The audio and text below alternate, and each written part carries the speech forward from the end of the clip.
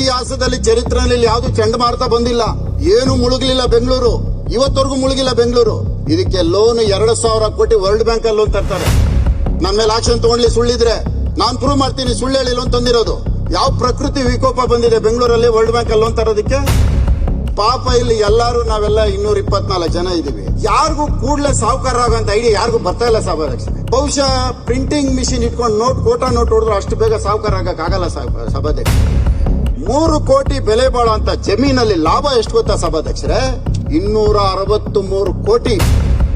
ಪಾಪ ಇಲ್ಲಿ ಎಲ್ಲಾರು ನಾವೆಲ್ಲ 224 ಜನ ಇದೀವಿ. ಯಾರಿಗೂ ಕೂಡಲೇ ಸಾಹುಕಾರ ಆಗಂತ ಐಡಿಯಾ ಯಾರಿಗೂ ಬರ್ತಾ ಇಲ್ಲ ಸಭಾಧ್ಯಕ್ಷರೇ. ಬಹುಶಃ ಪ್ರಿಂಟಿಂಗ್ ಮಿಷಿನ್ ಇಟ್ಕೊಂಡು ಕೋಟಾ ನೋಟ್ ಹೊಡೆದ್ರು ಅಷ್ಟು ಬೇಗ ಸಾಹುಕಾರ ಆಗಕ್ಕಾಗಲ್ಲ ಸಭಾಧ್ಯಕ್ಷರೇ. ಅದಕ್ಕಿಂತ ವೇಗವಾಗಿ ಬೆಳೆಯುವಂತದ್ದು ಬೆಂಗಳೂರಲ್ಲಿ ನಡೀತಾ ಇದೆ ಸಭಾಧ್ಯಕ್ಷ. ಅದಕ್ಕೆ ಉದಾಹರಣೆ ಹೇಳ್ತೀನಿ. ಒಂದು 160 ಕಿಲೋಮೀಟರ್ ರಾಜಕಾಲುವೆ ಪಕ್ಕದಲ್ಲಿ ಬಫರ್ ಝೋನ್ ಅಲ್ಲಿ ರೋಡ್ ಮಾಡೋದು ನಡೀತಾ ಇದೆ. ರಾಜಕಾಲುವೆ ಪಕ್ಕದಲ್ಲಿ ಎಷ್ಟು ಗೊತ್ತಾ ರೋಡ್ ಬಿಡ್ತು ಸಭಾಧ್ಯಕ್ಷರೇ? ಯಾವತ್ತನ್ನ ನೋಡಿದೀರಾ? ರಾಜಕಾಲುವೆ ಪಕ್ಕದಲ್ಲಿ 30 ಮೀಟರ್ ಸೆಂಟರ್ ಪಾಯಿಂಟ್ ಇಂದ ಆ ಕಡೆ 30 ಮೀಟರ್.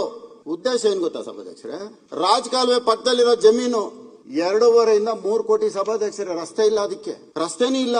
ಈಗ 30 ಮೀಟರ್ ರೋಡ್ ಮಾಡಿದ್ರೆ 3 ಕೋಟಿ ರೂಪಾಯಿ ಜಮೀನು ಎಷ್ಟಕ್ಕೆ ಬೆಲೆ ಬಾಳೋದು ಗೊತ್ತಾ ಸಭಾಧ್ಯಕ್ಷರೇ? ಕೂಡಲೇ 43,560 ಅಡಿ ಒಂದು ಎಕರೆಗೆ. 43,560 ಅಡಿ ಇಂಟು 3 1,30,30,680 ಅಡಿ ಆಗತ್ತೆ. ಪ್ರೀಮಿಯಂ ಎಫ್ಐಆರ್ ಬೇರೆ ತಂದಿದೆ ಸರ್ಕಾರ. ಏನೋ ಅದು ನ್ಯಾಯಾಲಯದಲ್ಲಿ ತಡೆಯಾಜ್ಞೆ ಇದೆ ಅಂತ ಹೇಳ್ತಾ ಇದ್ದಾರೆ. Premium FIR 40%.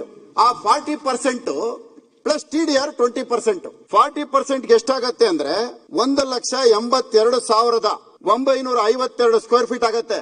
40% ಆಡ್ ಮಾಡಿದ್ರೆ ಆ 40% TDR 20% ಆಡ್ ಮಾಡಿದ್ರೆ 2,19,542 ಸ್ಕ್ವೇರ್ ಫೀಟ್ ಆಗತ್ತೆ. 1 ಎಕರೆ ಲ್ಯಾಂಡ್ ರಾಜಕಾಲುವೆ ಪಕ್ಕದಲ್ಲಿರೋದಕ್ಕೆ ಪ್ಲಾನ್ ಸ್ಯಾಂಕ್ಷನ್ ಆಗತ್ತೆ. 30 ಮೀಟರ್ ರೋಡ್ ತೋರಿಸಿದ್ರೆ ಈಗ ಪ್ಲಾನ್ ಸ್ಯಾಂಕ್ಷನ್ ಆಗೋಯ್ತು. ಅಲ್ಲಿ ಬರ್ತಾರೆ ಬಿಲ್ಡರ್ಗಳು. ಬಿಲ್ಡರ್ ಅಲ್ಲೇ ಕ್ಯೂ ಅಲ್ಲಿ ನಿಂತಿದ್ದಾರೆ ರಾಜಕಾಲುವೆ ಪಕ್ಕದಲ್ಲಿ ಜಮೀನು ತಗೊಳಕ್ಕೆ. ಇದಕ್ಕೆ ಇವಾಗ ವ್ಯಾಲ್ಯೂ ಫಿಕ್ಸ್ ಮಾಡೋಣ ಸಭಾಧ್ಯಕ್ಷ. 1 ಎಕರೆ ಇವತ್ತು 1 ಸ್ಕ್ವೇರ್ ಫೀಟ್ ಅಪಾರ್ಟ್ಮೆಂಟ್ಸ್ ಬೆಂಗಳೂರಲ್ಲಿ ಎಲ್ಲೇ ಹೋದ್ರು ಸಹ 15,000 ರೂಪಾಯಿ ಬೆಲೆ ಬಾಳುತ್ತೆ. ತಗೊಂತಾರೆ.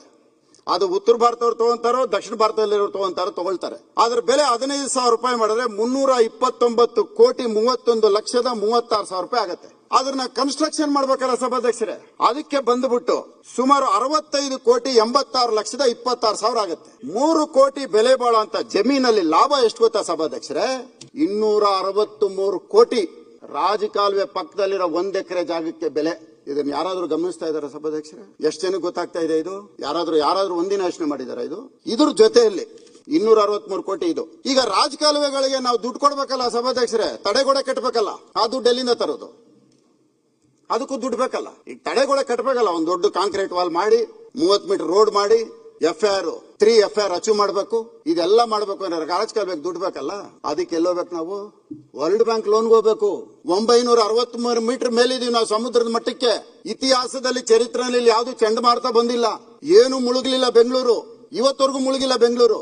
ಇದಕ್ಕೆ ಲೋನ್ 2,000 ಕೋಟಿ ವರ್ಲ್ಡ್ ಬ್ಯಾಂಕ್ ಅಲ್ಲಿ ಲೋನ್ ತರ್ತಾರೆ. ಲೋನ್ ತರೋದು ಎಲ್ಲಿಗೆ ಗೊತ್ತಾ ಸಭಾಧ್ಯಕ್ಷರೇ?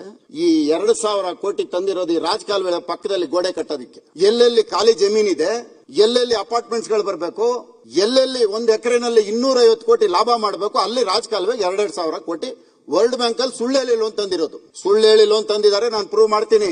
ನನ್ನ ಮೇಲೆ ಆಕ್ಷನ್ ತಗೊಂಡ್ಲಿ ಸುಳ್ಳಿದ್ರೆ ನಾನು ಪ್ರೂವ್ ಮಾಡ್ತೀನಿ. ಸುಳ್ಳು ಹೇಳಿ ಲೋನ್ ತಂದಿರೋದು. ಯಾವ ಪ್ರಕೃತಿ ವಿಕೋಪ ಬಂದಿದೆ ಬೆಂಗಳೂರಲ್ಲಿ ವರ್ಲ್ಡ್ ಬ್ಯಾಂಕ್ ಅಲ್ಲಿ ಲೋನ್ ತರೋದಕ್ಕೆ? ಆ MOI ಒಂದ್ಸರಿ ಚೆಕ್ ಮಾಡಿ. MOI ನಲ್ಲಿ ಏನಿದೆ?